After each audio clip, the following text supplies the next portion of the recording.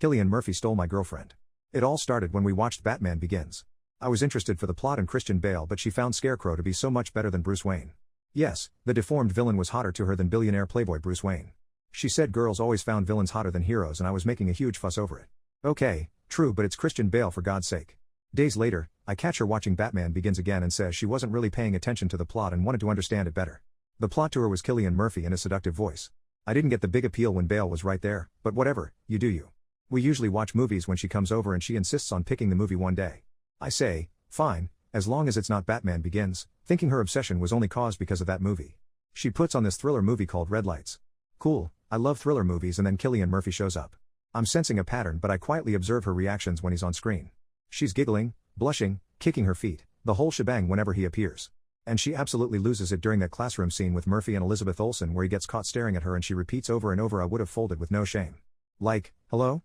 Your boyfriend is right here. It takes me a minute to realize she's repeating the scene and squealing like a schoolgirl. Her whole face is red by this point and she's just rolling on the bed giggling excitedly. It doesn't end there though. She starts watching Peaky Blinders just for Killian Murphy. It's one thing to watch a movie for an actor, but a 6-season show is downright insane. She soon forgets I exist and replaces the photo widget she had of me with Killian Murphy. That's when she crossed a line. Simping over Murphy I understand, but he doesn't get to replace me on her phone like that. Then Oppenheimer comes out and I never hear the end of it. My girlfriend is a math/science person and she's never had any interest in history, but now that her man, as she's been referring to him for the past week, is starring in this 3-hour movie about an atomic bomb, she just has to see it. She says it's a good way to catch up on her history, but we all know the real reason. But fine, we go see it in theaters and she's so excited the entire time. Seriously, I've never seen her so happy before. So now I'm an idiot who's indulged his girlfriend's obsession with Killian Murphy for too long and now I'm second to him. But it doesn't end there, because why would it end there? Why did nobody warn me about the nudity in this movie? Her jaw drops seeing him naked and going to Pound Town and the words are on the tip of her tongue. I can practically hear her say, "That should have been me," so I lean over and whisper in the pettiest tone I could muster and tell her, "Just F him." She gets embarrassed and starts giggling nervously while hitting my arm softly saying, "Babe, no." What?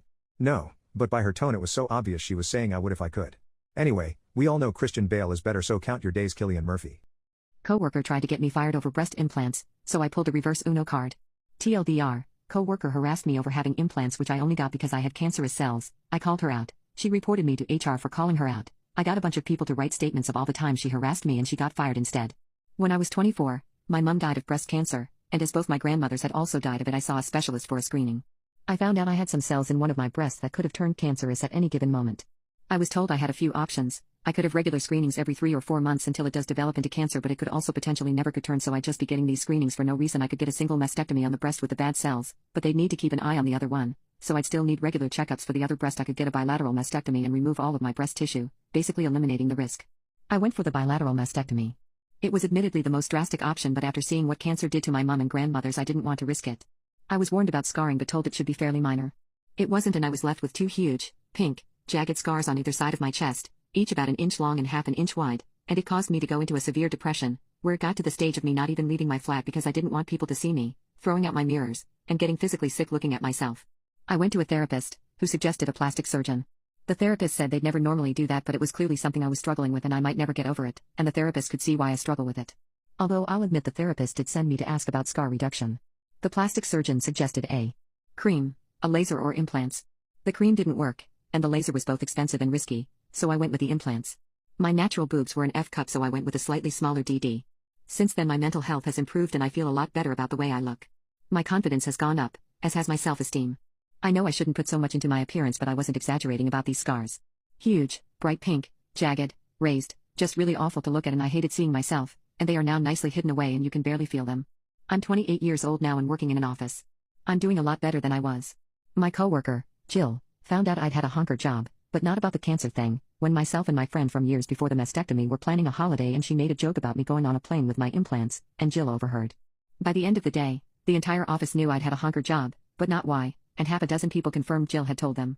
Over the next few months Jill made many jokes and comments about my chest to coworkers when I was in earshot, at one point saying I had more plastic than Barbie, calling me fake in 2 ways, and a sack of silicone. I don't know what her problem was exactly, but at one point she mentioned the NHS, so I assumed Jill thought that I got my tits done for free on taxpayer money. I'd gotten the mastectomy on NHS but gone private for therapy and implants.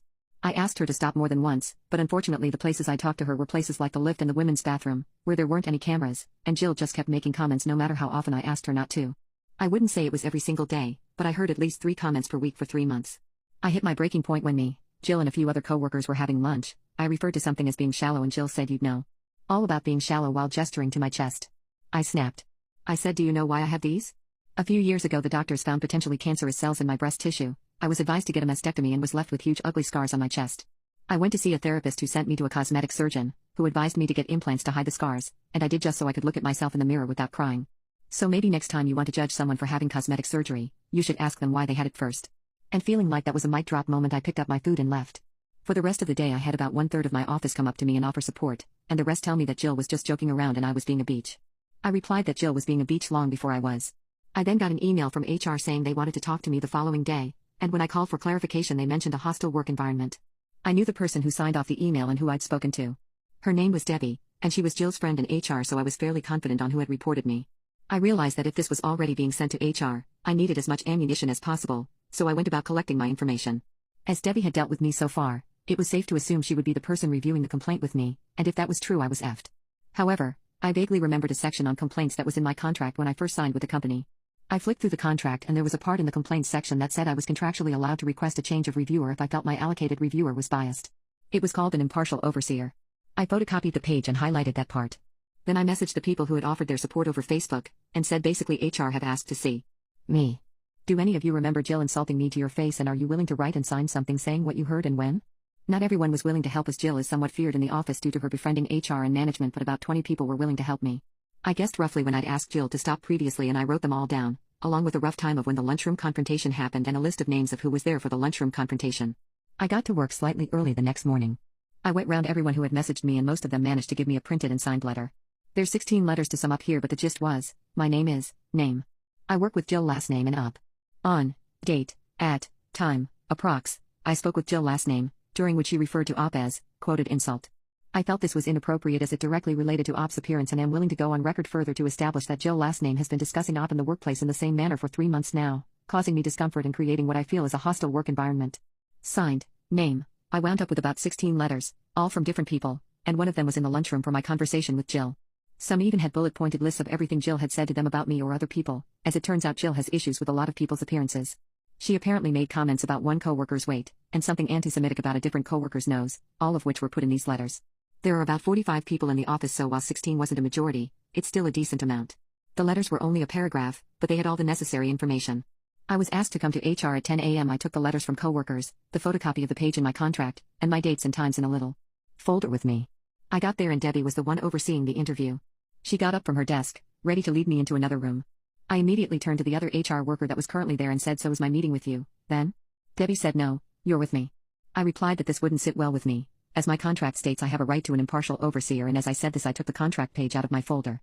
Debbie read it. I wouldn't let her take the paper when there was a shredder so close by, and said she could be impartial. I replied that I really didn't mean to be a pain, but I had it on good authority that the person on the other end of this complaint is her friend, and my contract does say I'm allowed an impartial overseer. Debbie stomped off to get supervisor. Supervisor asks how I know she can't be impartial, and I tell him that I have it on good authority that Jill, who was on the other end of this complaint, is a close friend of Debbie. He asked Debbie if this was true, to which he only replied I can be impartial. Supervisor asked the other HR rep to come with him, and the 4 of us all went to review the complaint. I thanked them for being so accommodating. I was worried I'd annoyed them. Debbie took out the complaint and all 3 of them went through it with me. Debbie looked homicidal the whole time the interview was happening, as she had clearly anticipated firing me or at least recommending me being fired. The interview went something like this. It took over half an hour and they kept asking me the same questions but phrased different ways, so this is a really drastically condensed version. Q. You said outside that you think Jill last name reported you. Why is this? A. Jill has had an issue with me for about 3 months now. Q. Why didn't you come to us when you realized Jill had an issue? A. I had no issue with her. Q. What issue does Jill have with you? A. 4 years ago a specialist identified potentially cancerous cells in my breast tissue. I had surgery to remove my breast tissue, thereby removing the cells and the risk. After the surgery I was left with large scars on my chest. I went to a therapist for low self-esteem and depression. The therapist suggested a plastic surgeon who suggested breast implants to cover my scars. All of this is in my medical history, which you have a copy of in my file and my full permission to review. Jill found out about my breast implants but didn't know about the cancer. Jill had a problem with my breast implants, and decided to communicate this problem to our coworkers. Q. Why do you feel this is true? A. Here's 16 signed statements, all from different coworkers, all testifying that Jill told the entire office I'd had breast implants on the day she found out and has since made comments about these implants frequently. They have quotes of what Jill said to them about it and rough dates and times. Q. Rough dates and times? A. No one knew this would be escalated to such an extent, so no one really took notes as and when it happened. Q. What event or events do you think directly led to this complaint of harassment? A. For me, harassment began when Jill told everyone about my breast implants without my consent, but as to the complaint placed against me, it would probably be what happened at about time yesterday in the lunchroom. Jill made a comment about me being shallow while gesturing to my breasts, and I replied by giving her an abridged version of my relevant medical history and ending with a comment about the importance of getting the full story. There are cameras in the lunchroom, so I'm sure you'll be able to find that conversation. I'll admit I could have handled the situation better, but after 3 months I felt I had to put my foot down. Here's a list of names of people who were also present. There were 6 people at the table, including myself and Jill. One of these people is also in those letters, and has written their account of the conversation and signed it. Q. Had you had a conversation with Jill prior to this regarding her comments about you? A. Several, spaced out over the last 3 months. Each time I communicated to her that I felt uncomfortable and upset with these comments she was making and would appreciate it if she were to stop. Q. To your knowledge, was Jill made aware of your former cancer at any point in this time? A. No. It wasn't mentioned in the conversation with my friend she overheard, and I didn't tell her because frankly it's none of her business, and I did not feel the need to detail my medical history to a coworker in order to avoid further intimate harassment. Supervisor stands up and says, "Well, I think we're done here." He shakes my hand and sends me back to my desk saying that I'd hear from them after they reviewed the evidence, letters, CCTV, medical history and anything they had already, and made a decision on the case. I got back to my desk, pulled up my CV, and prepared to start the job search again. About an hour goes by, then the person who wrote the letter and was there for the lunchroom conversation gets called for a meeting with HR. They come back 10-ish minutes later. The other people who were also there for the lunchroom conversation get called one by one, except Jill. All of them are gone for about 10 minutes, then come back, find a coworker, and say that HR wants to see them. By about 3:30 it looks like everyone who wrote a letter or was there in the lunchroom has been interviewed. Then, finally, Jill gets called in. She's gone for about 30 minutes and comes back fuming. She glares at me while I work, but I ignore her. 4:30-ish, Jill gets called into HR again. 5 p.m. rolls around, everyone is either leaving or getting ready to leave, when Jill storms back into the office. She glares at me the whole time she packs up her desk. She then starts telling anyone who will listen that I got her fired before shoving her way onto the lift. An email comes in from HR. My case is closed. Evil mother-in-law tries to ruin friend's wedding and gets a taste of her own medicine. A good friend of mine from university was getting married.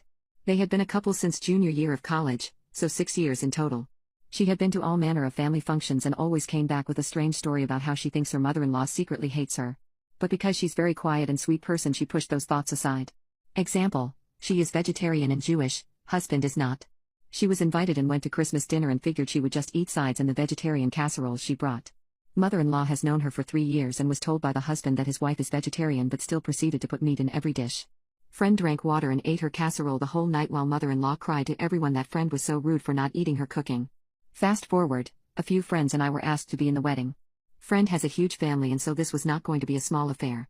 Neither of them are particularly religious, but friend wanted to be married under a huppah. Her husband was supportive and told her to go and rent one for the wedding.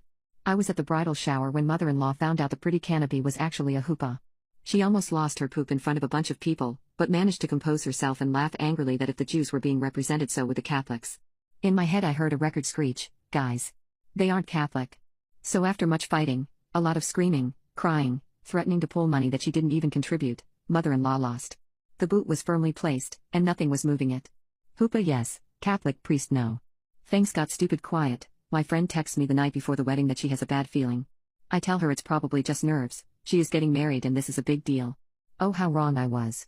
We all show up, get our hair and makeup done. Slip into our bridesmaid dresses and hang out waiting for the bride to be finished with her hair.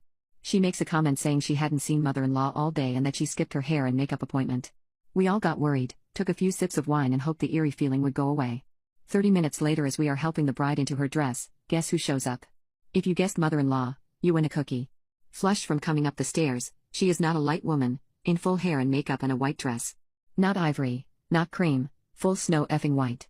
The dress was clearly a wedding dress, it was even from David's bridal.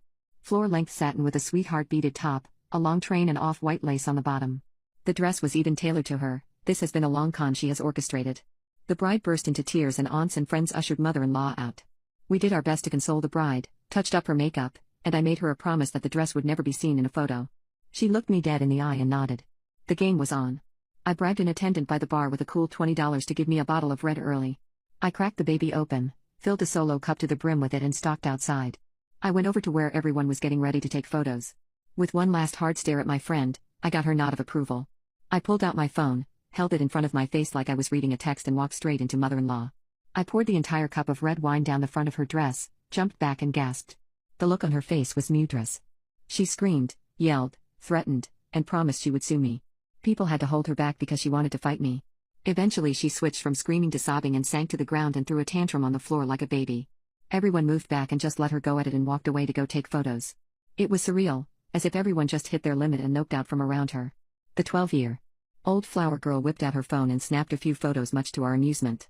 Eventually, mother-in-law went home and changed into a nice dark green, too small and low-cut dress.